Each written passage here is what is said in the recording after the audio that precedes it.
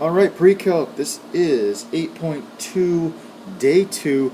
Today we're going to start off with unit vectors, and then we're going to get into wrap it around into that I hat and J hat type stuff that you guys should have had last year with some introduction to vectors. So first up is what we're going to call a unit vector.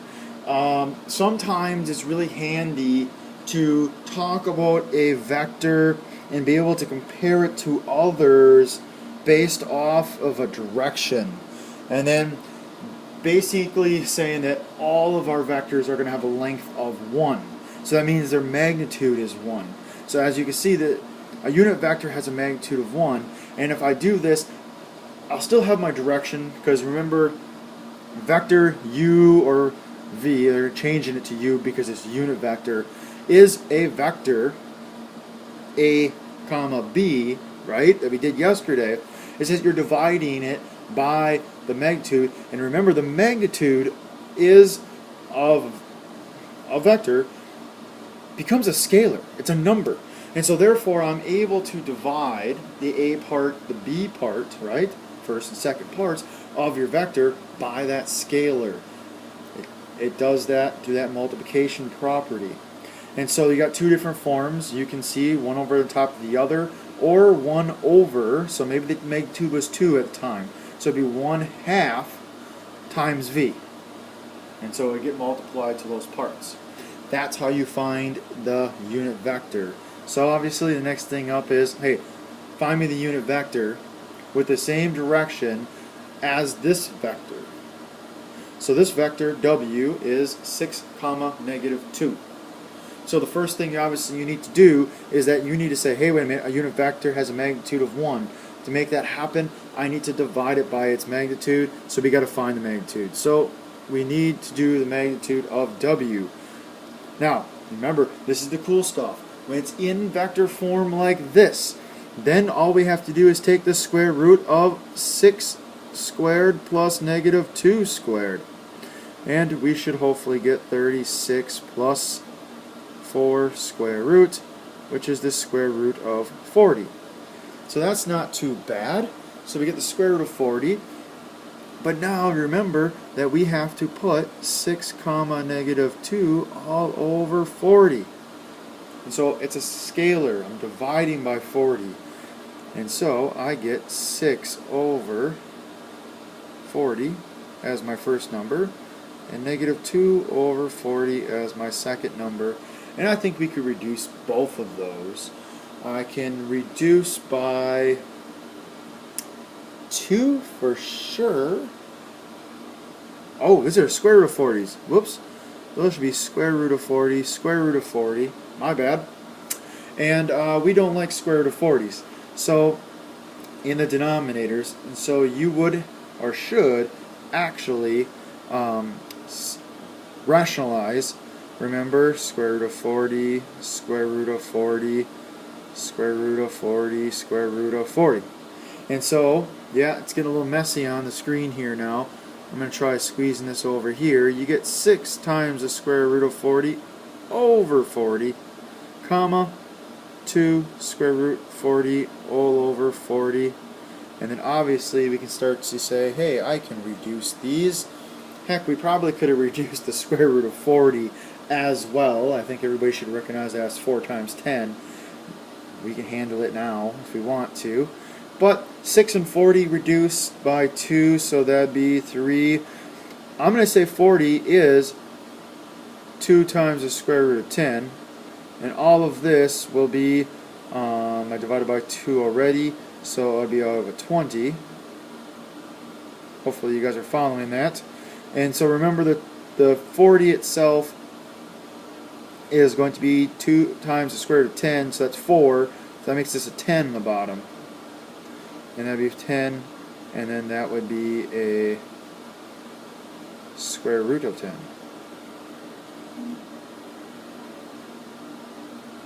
Oh, I missed it too as well. This is a negative. I lost the negative sign right there. So this is negative, and this would be negative. And we could simplify that one last time because of those tens. So 3 square root 10 all over 10, comma, negative square root of 10 over 10. And I ran out of room. Oops. So I'm going to move it over just a little bit.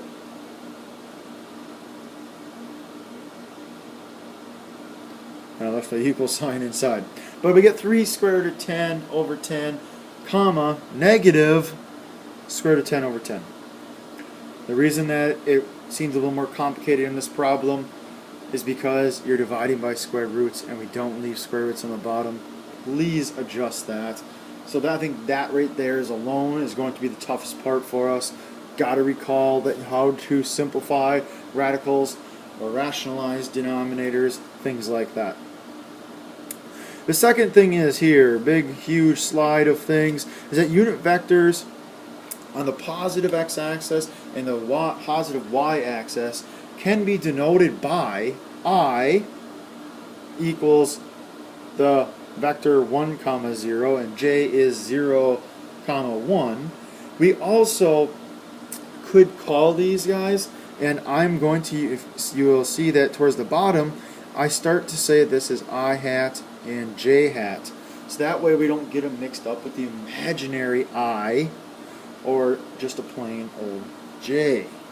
So these are vectors, whoops, these are the vectors we call I and j. We call those the standard unit vectors. They are unit vectors because technically 1 squared plus 0 squared is 1, and if I square root 1 I get 1. They have a magnitude. Each of these have a magnitude of 1. They are unit vectors in themselves. They have a length of 1. But here's the cool thing. If I talk about vector AB, AB can be written as A, 0 plus 0, B. Yes, the sum of two separate vectors, splitting it to the x's and the y's. And each this, I say, hey, wait a minute, A can be considered a scalar, and I could factor it out. And a B can be factored out, which allows me to say, hey, 1, 0, that's I.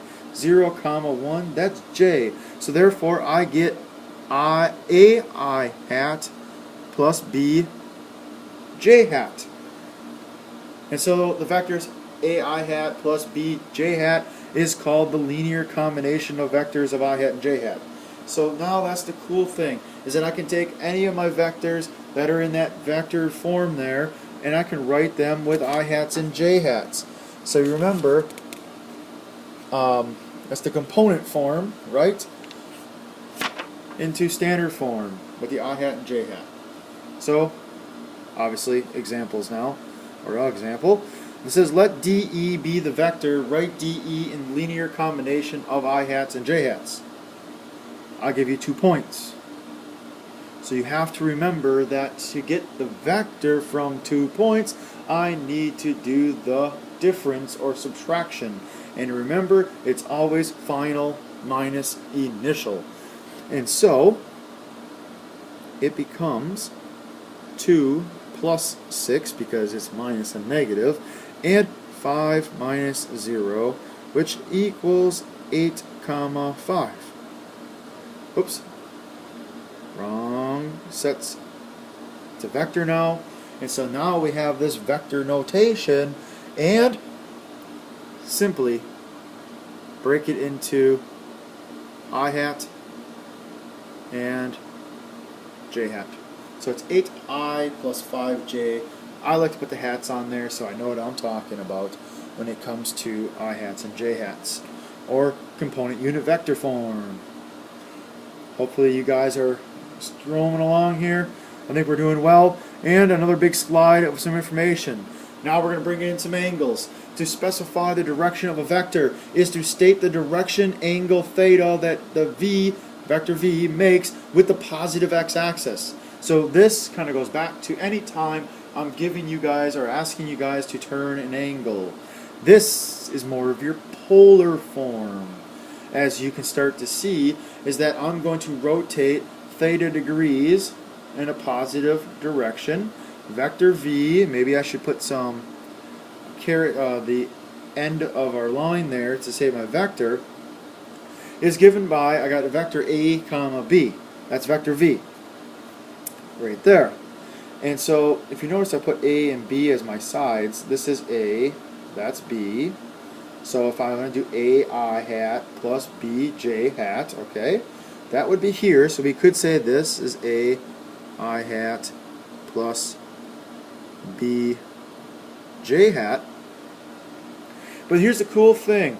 This red stuff on here, guys, well, first of all, v, this is vector v, it has a magnitude of v. So I think everybody should understand that the length is, or the hypotenuse, is that magnitude again.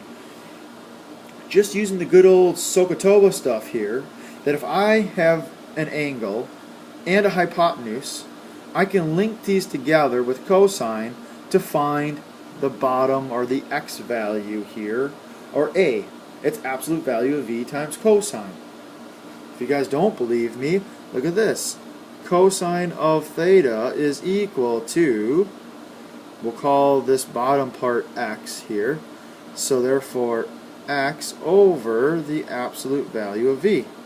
And if I multiply both sides by the absolute value of v, I get x is equal to absolute value of c, or magnitude of v, cosine theta, which is right there. The y value will be the sine. So the magnitude of v times the sine theta. And you notice, look at this. I just replaced this a with the absolute value or magnitude of v cosine theta. There's I, or I hat, and j hat along the back. So there's a couple different ways that we can state our answers. So you can be in the component form, you can be in the unit vector form. All of these things work, or the standard form. We're all going to come out to the same type of vector, same direction, and that direction is theta. So here's the cool thing, is that they're going to give you a magnitude, give you an angle, give me the component form. The component form, remember, is the a comma b. So I want this form. Well, here's the cool thing. That means you have to do the magnitude of v cosine 45, comma, magnitude of v sine of 45. End it. And then just simplify it. Now, here's the nice thing. It's a 45-degree angle. You should know your 30s, 45s, 60s, 90s, and the quadrantals and all of those are multiples of it. Those are all our unit circles. You should know the cosine of 45. And so you're like, first of all, that should have been theta, I guess. We should have put thetas in here. Theta, theta. So that way we can go and say, hey, this is 8 cosine 45, 8 sine 45, right? I jumped ahead of myself on that one. But again, still saying we should know the cosine of 45, so therefore this is 8 times the square root of 2 over 2, comma, 8 times square root of 2 over 2. Hey, that seems to be pretty nice. So isn't that just 4 square root of 2, comma, 4 square root of 2? If it's a 45-degree angle, then A and B should be the same because it's a isosceles triangle. And if you had a calculator handy, you would pretty much say this is 5.7, comma, 5.7. Oops, wrong type of brackets. So that can be as easy as that. You do 3 or 4 of those in about a minute. You're happy with those. And then what we have here is the last thing, is I want you to find the direction of the angle of the vector to the nearest tenth of a degree.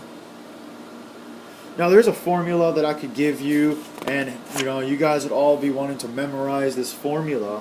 Instead, think of this. You're given the directions on how to get to your vector. So doesn't it make sense that you just take those directions and say, I'm going 1, 2, 3, 4, 5, 6, back and up 2. There's your vector. Now get there. This vector, guys, will form a right triangle. This right triangle has a negative 6 for one side and 2 for the other. If I was asking you for the magnitude, it's 2 squared plus negative 6 squared, which is the square root of 40 for its magnitude. It's not asking us for that, but I think we did something like that for another problem we had earlier. But here's the cool thing. This is the angle to get there. We would call that theta in our problem. That would be our theta, our direction, from the positive x-axis. But then we would also call this inside part, and I'll change colors for this, we would also call this theta. I'm going to call it theta with a bar over the top to denote that we're talking about a reference angle to the main angle. So guess what? Even if I was finding this as a reference, I know those two sides compared to that angle. So, wait a minute. That's opposite. This is adjacent. The link tangent of theta is 2 over negative 6 because it's opposite over adjacent. We can take our calculator out. You can take the inverse tangent of this side, take the inverse tangent of that side. So the reference angle is the inverse tangent of 2, 6 or negative 2, 6. I personally don't like to use negatives when I'm finding my reference angles because my reference angles should always be positive. So I technically would ignore that negative.